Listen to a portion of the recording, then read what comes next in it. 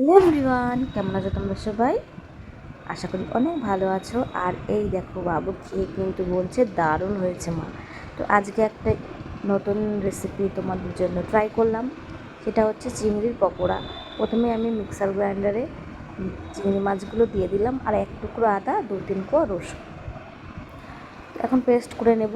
আর এর ভেতরে তোমরা যদি চাও তাহলে কতগুলো কাঁচা লঙ্কাও দিতে পারো। আমি হচ্ছে 2টো কাঁচা লঙ্কা চিড়ে নিয়েছি। আর এখানে পেঁয়াজ কুচি, রসুন তো ওর সঙ্গেই দিয়েছি, হলুদ, শুকনো লঙ্কার গুঁড়ো, আর হচ্ছে পরিমাণ মতন লবণ, আর হচ্ছে একটু জিরের গুঁড়ো দিয়ে ভালো করে পেস্ট করে নিলাম। তো এখন হচ্ছে মাখিয়ে নেওয়ার পরে ভালো করে কর্নফ্লাওয়ার দিলাম। কর্নফ্লাওয়ার দিয়ে মাখিয়ে এখন ভালো করে তেলটা গরম হয়ে গেলে দিয়ে দিলাম হচ্ছে কড়াইতে একটা একটা করে 4-5 দিয়ে ছড়িয়ে। তো অনেক দিন বাদে হচ্ছে এই ফার্স্ট টাইম চিংড়ির বড়াটা এইভাবে ট্রাই করলাম। কারণ হচ্ছে এইভাবে আর কি আগে পরে করা হয়নি। তো বাবু বললো, মা আজকে এইভাবে করো। তো ঠিক আছে, চলো তাই হবে। তারপর আমি এই যে ভাজা এক পিঠ কিন্তু হয়েই এসছে, এবার একটু পাল্টে নিচ্ছি, উল্টে পাল্টে দেবো। তো ওই সাইডটা হয়েই গেছে। এখন হচ্ছে নিচের সাইডটা উল্টে উপরে দিলাম, আর উপরের সাইডটা উল্টে নিচে দিয়ে দিলাম। এখন হচ্ছে আর একটু ভাজা হচ্ছে। তো চলো,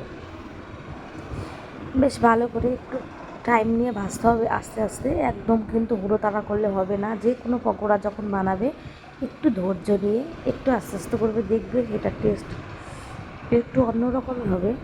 তো তোমরা কে কে চিংড়ির বড়া ভালোবাসো খেতে, আমাকে কিন্তু অবশ্যই কমেন্ট করে জানাবে।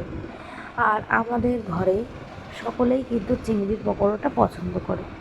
তাই ভাবলাম ছুটির দিন আজকে ছিল ঈদ, ঈদের ছুটিতে যেহেতু ওর বাবারও ছুটি বা ছেলেরও ছুটি স্কুল, তো এখন হচ্ছে তাই ওদের জন্য আমি এটা রেডি করলাম। তো চলো, এখন এই যে হয়ে এসছে, এখন হচ্ছে একটা একটা করে তুলে নেবো প্লেটে। তো ছুটির দিনে তো আমরা বাইরে সেরকম আর বেরোনো হচ্ছে না। আগের দিন গেছিলাম দেখে, আগের দিন তো একটা দরকার ছিল, ওর জন্য গেছিলাম, একবারে কাজ সেরে এসে যতটুকুনি পারা যায়। আর আজকে ঘরেই বসে আছি, কারণ রাস্তাঘাটে প্রচণ্ড পরিমাণে ভিড়, সবাই আনন্দ করছে রাস্তাঘাটে, ওর জন্য আমরা সেরকম বেরোইনি।